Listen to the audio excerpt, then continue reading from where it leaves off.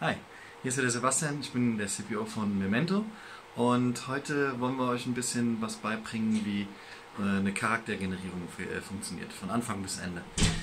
Alles beginnt in diesem, wie man hinter mir sieht, schönen Scanner, wo über 120 Kameras den Star aufnehmen, von allen Seiten, von allen Winkeln, um daraus eine lebensechte Figur zu machen. Und wie aus diesen ganzen Bildern dann letztendlich eine Figur entsteht, das sehen wir jetzt in unserer Character Art Abteilung. Hey, ich bin Christian, willkommen im Character Art Department. Ich zeige euch jetzt einfach mal, was Sebastian gerade eben erklärt hat.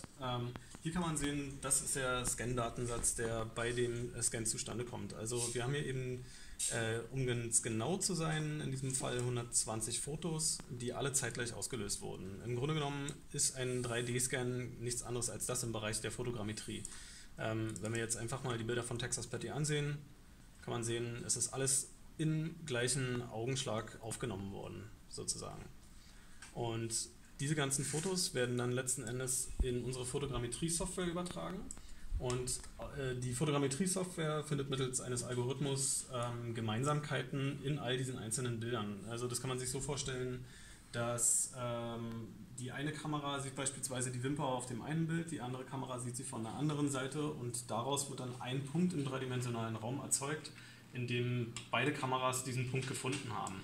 Und hier kann man dann eben sehen, dass wir eine schon sehr grobe Darstellung, eine grobe erste Darstellung von Texas Patty haben.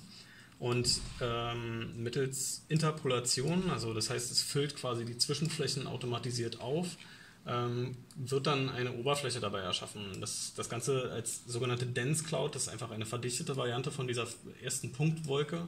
Das ist hier das Resultat dieser sogenannten Dense Cloud. Da fliegen dann eben noch Einzelteile rum vom Background, man sieht die Figur im Vordergrund, aber man kann definitiv schon sehen, wo die Reise hingehen wird. Dann kann man daraus ein sogenanntes Mesh erzeugen. Das hat man bestimmt schon mal gesehen in Making-ofs von Pixar oder Disney oder sonstigen Firmen. Es ist im Endeffekt die gleiche Technik, die dabei verwendet wird. Und hier kann man dann sehen, dass man diese Drahtgitter-Oberfläche hat. Also ich denke, jeder, der schon mal ein Making-of in diesem Bereich digitale Medien gesehen hat, wird sich hier schnell wieder zu Hause finden. Und letzten Endes kann man darauf dann die Fotos wieder als Textur auf die Oberfläche herauf projizieren. Das Ganze dauert einen kleinen Moment zum Laden. Aber hier kann man dann sehen, noch mit vereinzelten Fehlern auf der Oberfläche wird das Ganze dann wieder zurückprojiziert.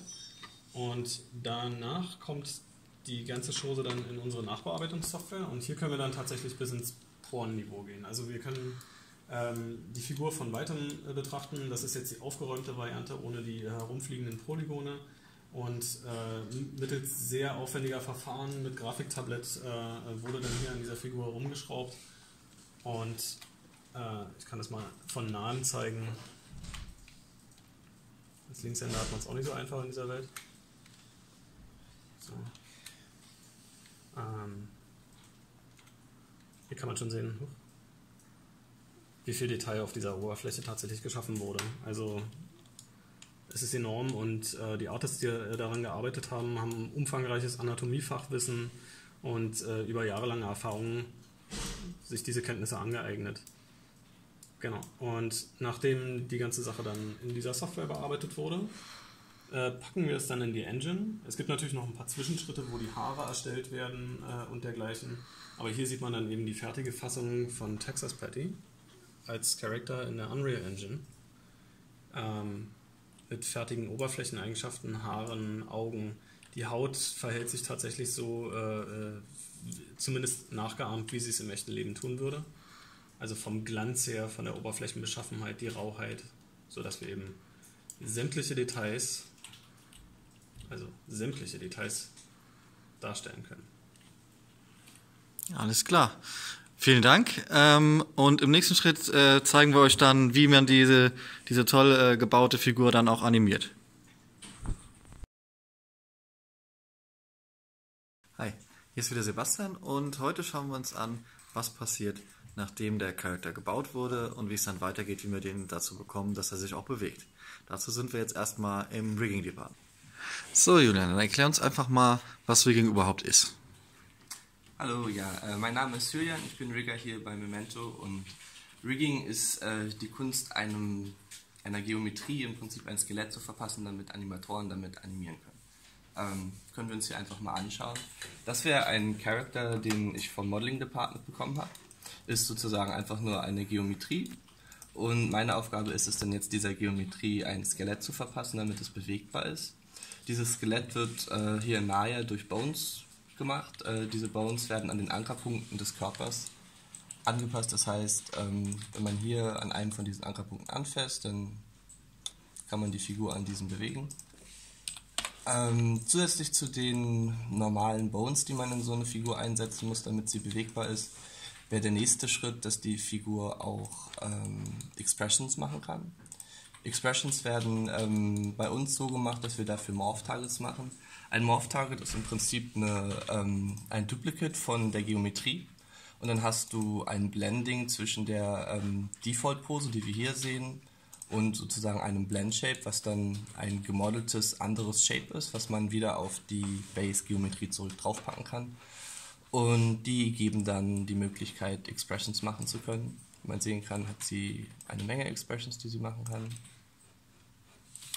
Ja, zusätzlich zu den Expressions und der Möglichkeit, dass sich die Figur bewegen können, ist die nächste Sache natürlich, dass ich mich auch darum kümmern muss, dass sie Klamotte hat oder dass sich die Klamotte mit ihr mitbewegt. Ist im Prinzip genau das gleiche Prinzip, dem werden auch Bones gegeben.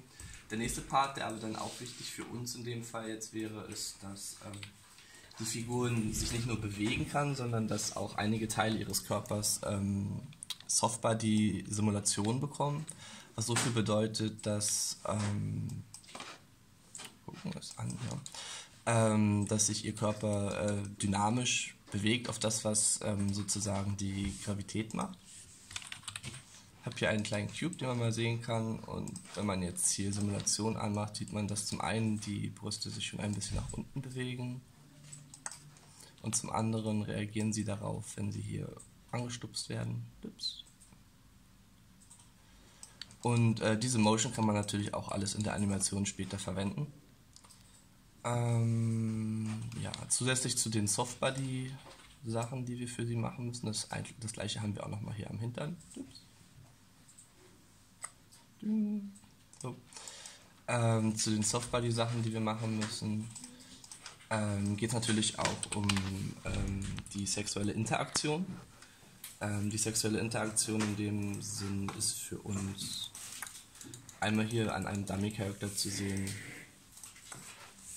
dann auch ein Rig, was gebaut werden muss dafür, dass ja, die Meshes miteinander kollidieren können. Ein anderes Beispiel dafür wäre vielleicht noch diese Szene.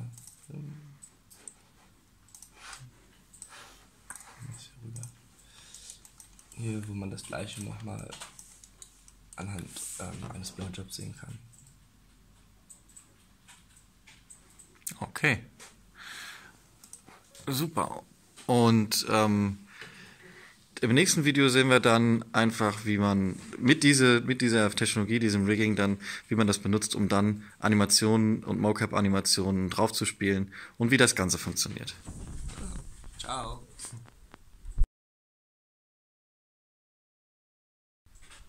Hallo, ich bin's wieder. Heute schauen wir uns an, wie wir jetzt diesen geriggten Charakter, den wir im vorigen Video auch vorgestellt haben, wie man dem Leben einhaucht und wie Animationen draufkommen.